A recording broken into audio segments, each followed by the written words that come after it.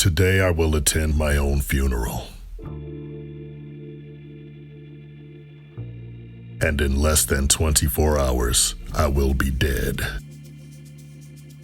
My death comes as no surprise and for no other reason than that of random chance. Dying simply as a victim of circumstance in the place of another. I am in the most pain I've ever been in, both physically and emotionally, and my body is deteriorating quickly.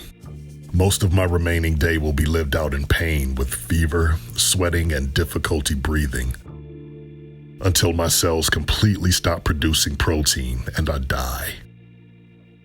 This report, while short, stands as my last will and testament to the world about my life and the murder that ended it. To my family, I'm sorry this has happened and that things have to end this way. Trust me when I say that I would like nothing more than added time with each of you. It is grossly unfair that a parent outlived their child, and this is no exception. I love you all dearly and wish the best to all of you. We all want a happy ending, but we've seen enough movies and faced enough tragedies to know it doesn't always play out that way. Stay strong and continue on, because part of the journey is the end, but it's not the end for you yet, so don't stop pushing forward. I leave behind no wife, no children, and sadly enough, not even a pet. But what I do leave behind are memories with my friends and my family that have touched my heart and I hope cause you to look back with fondness someday. If you're reading this, that means you found this testimony one of two ways. If you've been invited to attend my funeral, you found this memoir on your chair with a personalized message to you from me on the back of this sheet. This is my honest and most heartfelt goodbye to each friend and family member I've chosen to impart these words to, while a much more generic version will be uploaded to Reddit in hopes the world can find my killer and bring him to justice. Let my last moments be used to educate yourselves on the dangers we are faced with in the world daily. In the absence of time, I plan to condense many of the details of the past few days, as the effects of the poison racing through my body have already begun to devolve my health. The stomach pain increases even as I type and soon will be unbearable. That being said, I do want to at least offer a concise timeline of the past few days to hopefully clear up any questions you may have, and so that each of you understand why I've abruptly invited you to attend my funeral on such short notice. 2 nights ago, I was sitting in my second-story Camden, New Jersey apartment, watching reruns of Friends on Netflix after what I considered at the time to be a long day at work. I realize now that I had no concept of a long day, and nothing my job had ever thrown at me would hold a candle to the anguish I would face in the days to come. Unknown to me, a man had broken into my apartment that night with full intent to end my life. The man had somehow forced his way into my apartment while I was at work and had been hiding in my bedroom for what must have been hours. I got up from the couch to change my clothes for bed, and when I opened my bedroom door, the man lunged at me from the side of the door frame. I was completely caught off guard and hadn't even had a chance to turn the lights on in the room, so I couldn't make out his appearance at all. I collapsed on the ground as the force of the man's body fell hard on my chest and left shoulder. I struggled to get free, but he was heavier than I am, and to my detriment, I'm not particularly strong. I kicked my legs as violently as I could and managed to get him to roll off to my left side. I crawled out of the room and tried to get my footing, but I felt a sharp, piercing sensation in my right arm. In impulse, I grabbed at the area where I felt the sharp pain and pulled out what was undeniably a syringe. The man, now also outside the room, was standing over me, looking down as he grabbed for the syringe. Now in the light of the living room, I finally got a good look at him. He was aged somewhere in his early 30s and not much taller than I am, so I'd say about 5 feet 10 inches. He had side-swept brown hair with a distinctive white patch in the middle of the top of his hair and brown eyes. He had a pretty dark complexion, which, as far as I could tell, was just a tan and not a racial identifier. He wore a black hoodie and had a tattoo of some kind of tiger on his left arm. The man proceeded to inform me that he knew I had been fucking his wife, Julie, and he had been watching my apartment for days, waiting for the right moment to exact his revenge. He had moved into the building across the street with his wife a little over 3 months ago and noticed she was spending a lot of time away from home. He told me that his paranoia had been building for quite some time and that he had started following her when she left at night. Of course, he found her consistently going to this building and this room. In a blind rage fueled by the thought of his wife having an affair, he researched options of effectively poisoning a person that would both be hard to trace and easy to use, subsequently outlining a plan to take the life of the man sleeping with his wife. The intruder informed me that he had gotten his hands on some castor beans and began the process of making ricin. A lot of this information is readily available on the internet, and a quick Google search was all he needed.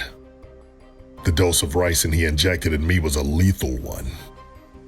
The process of making ricin is very intentional, and as I quickly learned over these past couple of days, there is currently no antidote for ricin, and it's frighteningly hard to detect. Ricin prevents cells from making the proteins they need and causes the body cells to die. The injection was quick, and I would have somewhere in the ballpark of 3 days to live. In an unfortunate turn of events that I have had to come to terms with, the man was actually looking for my roommate, Brian. This came as no real surprise to me because my roommate had mentioned countless times that he was having sex with a married woman and that it fulfilled some primal need within him mixed with the thrill of secrecy. Brian and I had become roommates through Facebook, and I've always hated him. He is one of the cockiest and most entitled people I have ever met, but offered a really sweet deal on rent payments that I couldn't pass up at the time. Luckily for me, he was away a lot because of his job, which made living with him tolerable. If you are reading this, Brian, I just wanted to let you know you're losing a roommate. I'm sure the police have contacted you by now, so you know most of this already. I didn't personally know him, but I put up a post looking for a cheap apartment, and he was looking for a roommate to split rent with and take care of the apartment while he was away on business trips. It worked out in the beginning since it was mostly like I lived alone. Splitting the rent payments with Brian was great, but I soon grew fed up with him coming home in drunken stupors after his business trips and having sex with random women he'd met in bars. Living with Brian was awkward, and being around him when he was drunk was intolerable. All the sex and the swearing were degrading to watch. He used my room for his one-night stands while I was at work, and he constantly left dirty laundry all over the apartment. None of it matters at this point. He had just left on yet another business trip roughly 3 days prior. He would be gone for about 2 weeks in Chicago and then have a week-long conference in San Diego. I explained the situation regarding my roommate to the intruder, and as I would have expected from a man in his state of mind, he didn't believe a word I said. He still thought I was the one having the affair and that I was trying to process that I was dying. I was in a panic, knowing that I was poisoned and fearing for my life. I attacked him. I threw punches frantically and was crying hysterically. The man fought back, kicking me in the rib cage and dislocated my right shoulder.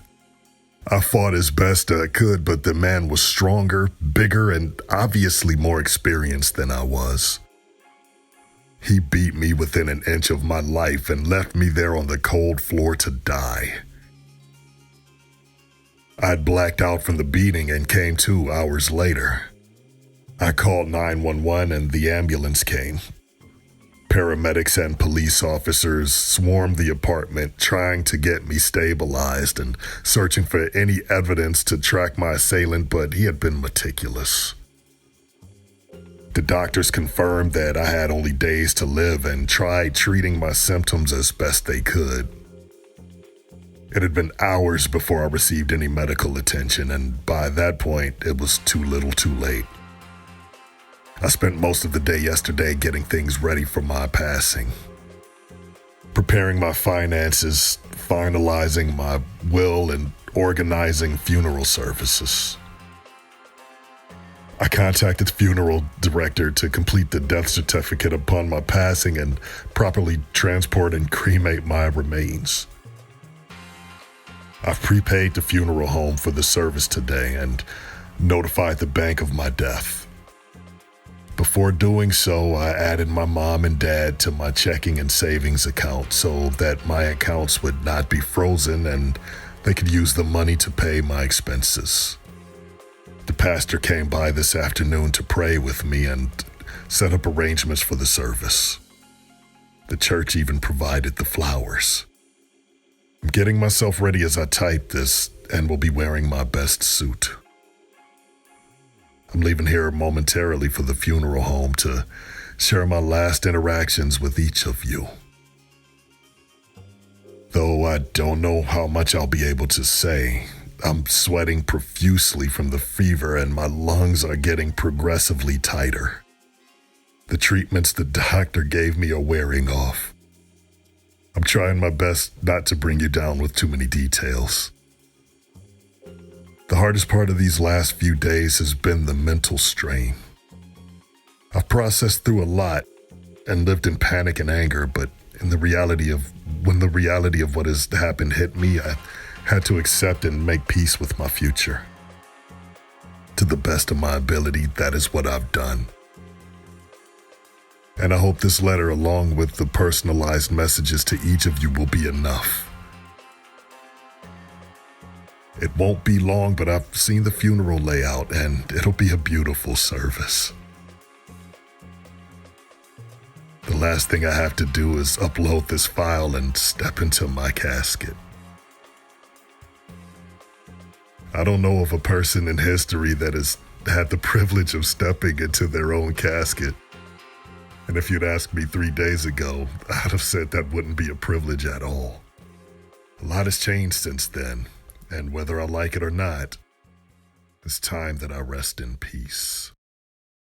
My only hope is that my killer is found.